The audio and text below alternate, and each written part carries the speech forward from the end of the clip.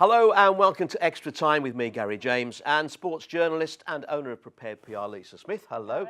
And joining us on the sofa, former footballers, Andy Blair and Garry Thompson. Welcome, guys. Thanks for coming on the show. Well, what an interesting weekend of football for our five main clubs. Blues snatch a draw at Derby. Wolves take a point from high-flying Watford. Walsall slip up at Barnsley. And the big one, Villa knock out the Baggies for a place in the semi-finals of the FA Cup at Wembley. So let's start there. Garry, I know you were at the game on Saturday. Yeah. Were you there as well, Andy? I was commentating on the game. There. Yes, and I know, Lisa, you were well and truly there. Yeah, not on the pitch there. What did we think, guys, of the game? Did Villa deserve the result, or should it have gone the other way? On the balance, having read the papers yesterday, you'd have thought it was a great game of football. Villa played outstandingly well. I thought the first half was dull. I thought there was not a lot of movement at all in it. I thought the Albion were quite composed. I couldn't see Villa breaking them down. I don't think there was a shot on goal. I think the Albion had a couple of shots and that was it. The second half, obviously the goal opens the game up, and the second half was a better game. But first half, I thought they moved the ball too slow. Okori he looked nervous. The back four didn't look right. But bit by bit, they sort of grew into the game. I think Tim was saying after, because Benteke dropped out, then they lost a bit of momentum. So it improved.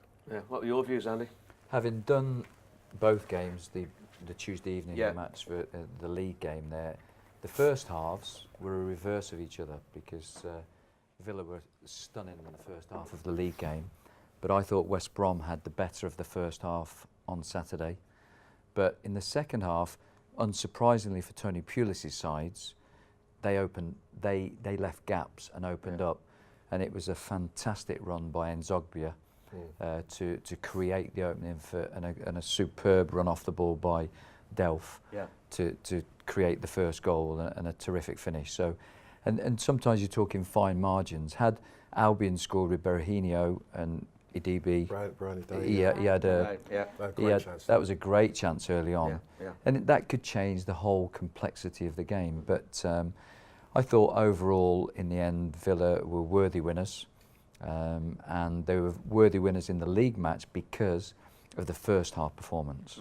Yeah. What did you think, Lisa? I agree. I mean, it wasn't a great game. After Tuesday, I think we were all expecting it to be another really, really exciting game. And as Garry said, the first half, I thought this has got replay written all over it. I couldn't really see either side conceding. But then, I don't know what Tim maybe said at half-time, but once the guys pinched that first goal, for once, actually, we started to feel quite confident. And obviously fantastic to see Scott Sinclair against a team he used to play for, sneaking the winner. And it was a great goal. In fact, they were both great goals, wasn't yeah. they? I thought he fluffed it, actually, and then when he pulled it back inside, it's a great By finish. virtue, Garry, of the fact that it was a cup tie, Albion had to attack and leave more gaps. And I think that we know there were 2 red cards, 2 sendings off. From what I saw, I'd have said no, definitely not. Neither. You guys were there.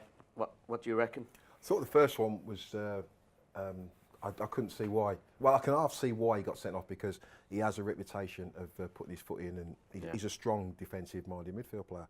And he's gone in, but I think Bakuna's reaction half killed him, like, because he hit the ground, hitting the ground. Punched the ground, didn't he? And all of a Batted it sudden like you think he's really hurt. Yeah. And I think the referee, who I don't think had the greatest game anyway, just looked and thought, all right, and made a decision. Like the other one with the Grealish, I thought was nothing.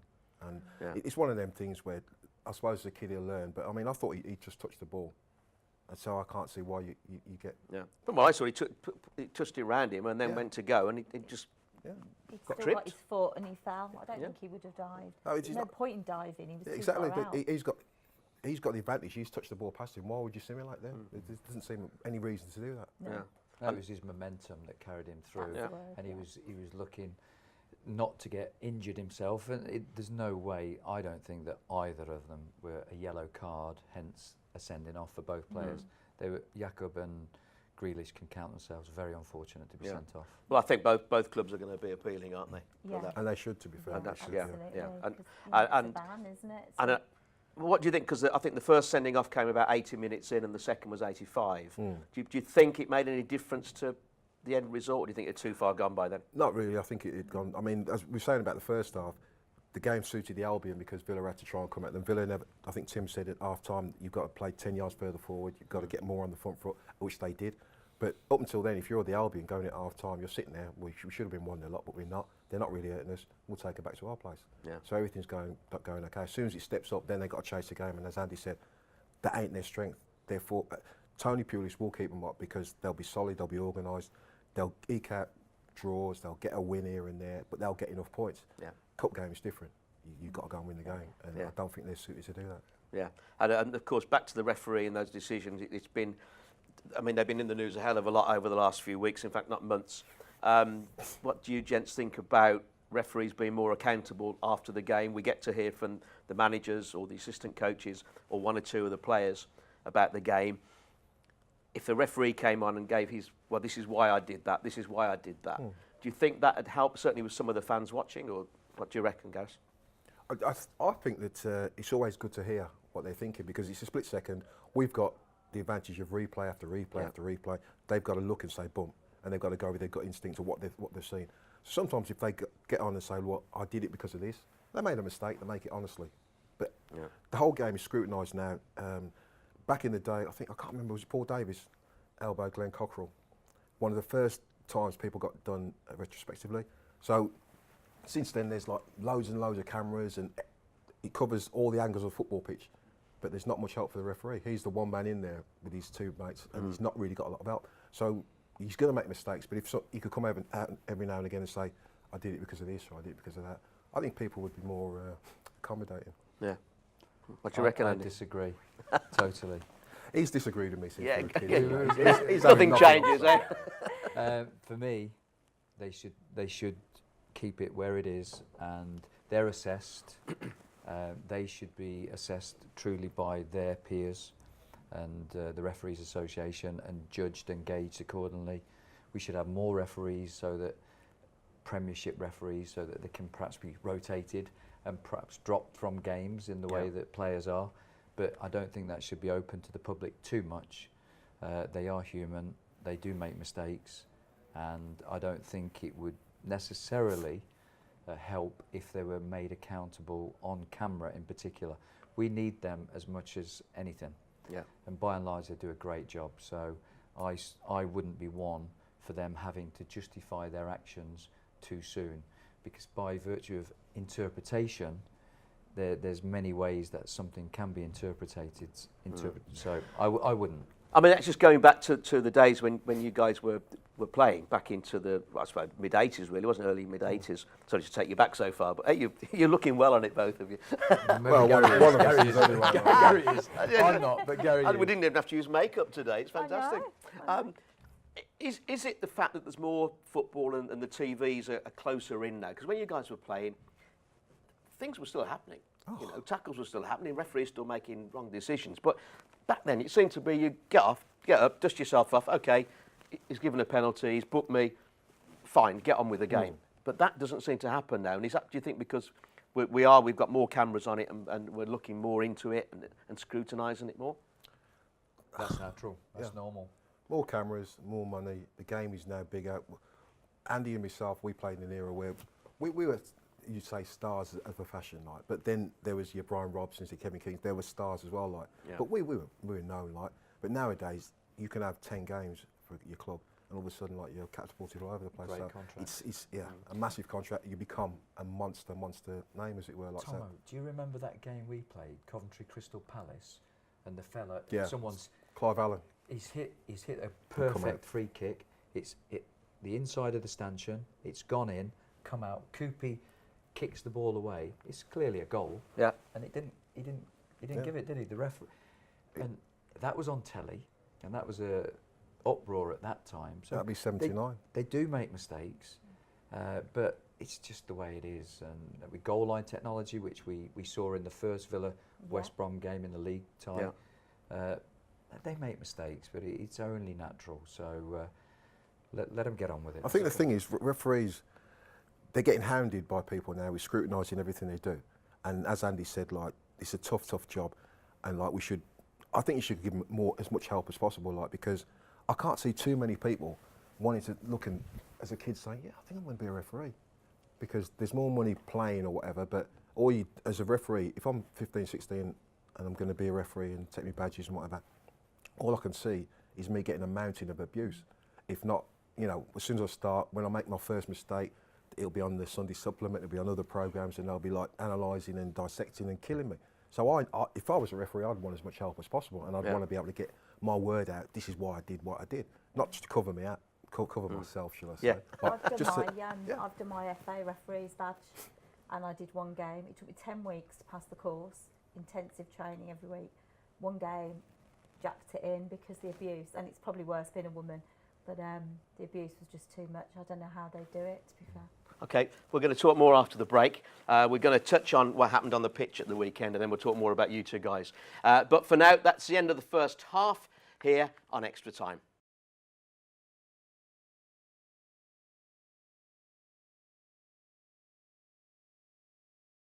Welcome back. This is the second half of Extra Time. We've all had a nice cup of tea and a piece of cake with the ref, if you know what I mean. Right, before the break, we were talking obviously about the big game at the weekend. Just to finish off that part before we find out a little bit more about you guys and what you're up to now. Express and Star, there it is. Ban the thugs because of the pitch invasion on Saturday. When you look at it on the TV, it didn't look pleasant. Was it violent, or was it just Villa fans celebrating the fact that for the first time in 2, maybe 3 years, they've got something to shout about? I think for me it was exuberant. The idiots that ran on before the game was over, that annoyed me at the time.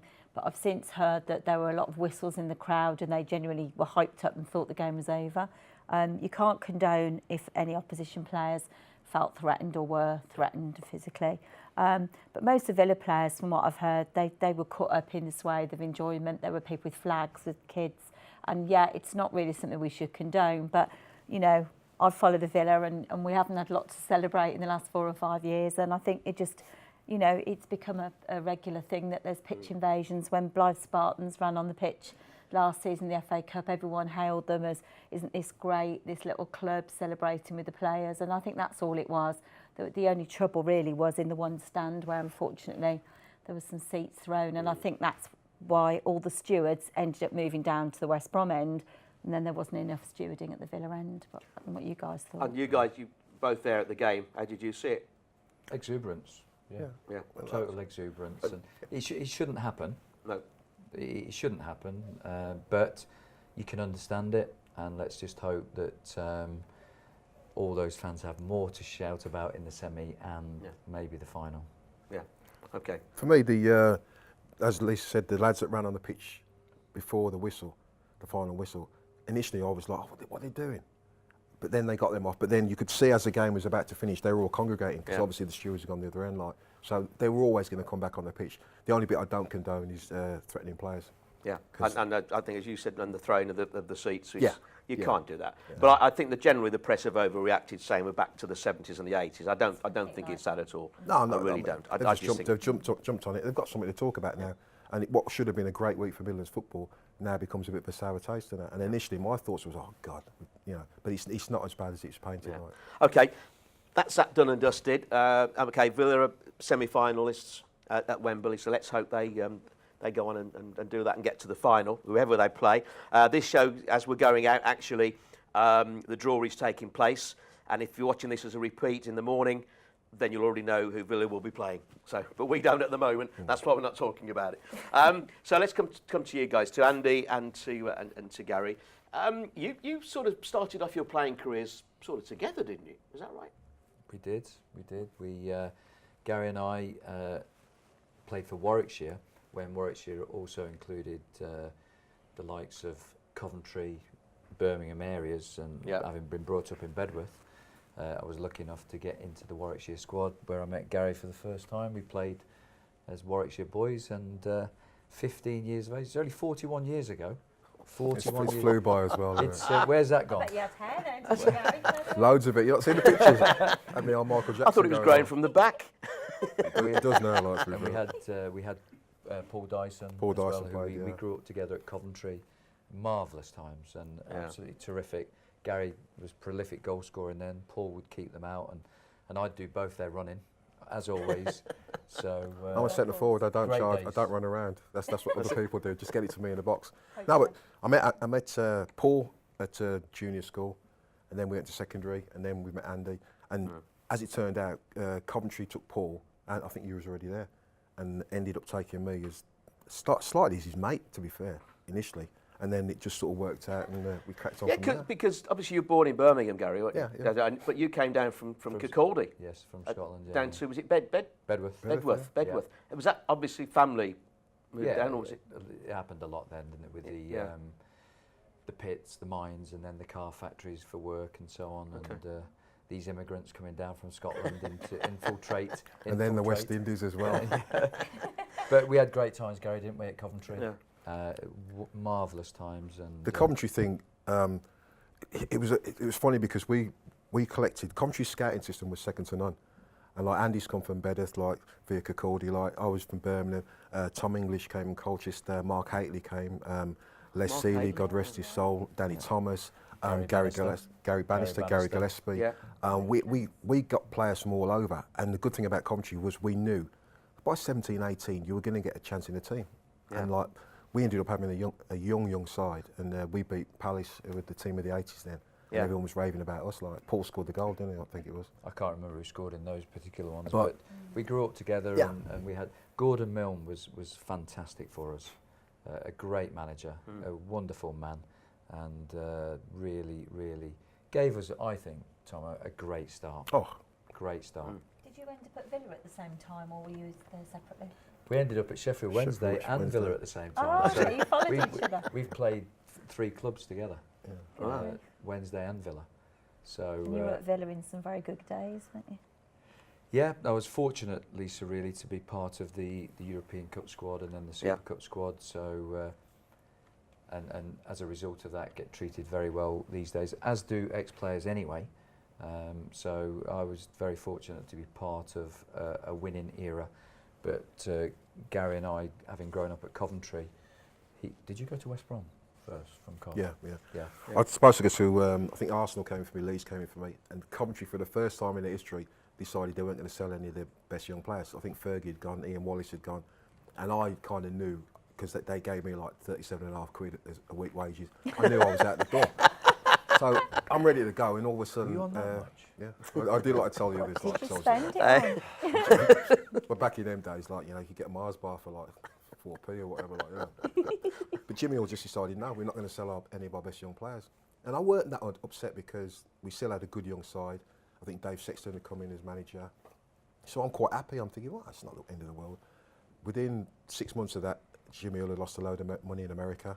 Yeah. And they actually rang me and said, you're going to West Brom tomorrow. My wife's pregnant. And I'm like, no, I ain't. I'm quite happy to stay. No, you're going, because the club's going bankrupt. That summer, everybody left. You'd already gone to Villa by then. went the Yeah. year before. But that summer, Haitley, Steve Whitten, Danny Thomas, they all left on free transfers, as it were, and ended up, and they sold a few, and they got a few quid in, and they bought in the Terry Gibsons of this world, and Coventry sort of survived again. But massive financial misplanning, as it were, like, and But they made a lot of money, Tomo, from the youngsters they brought through.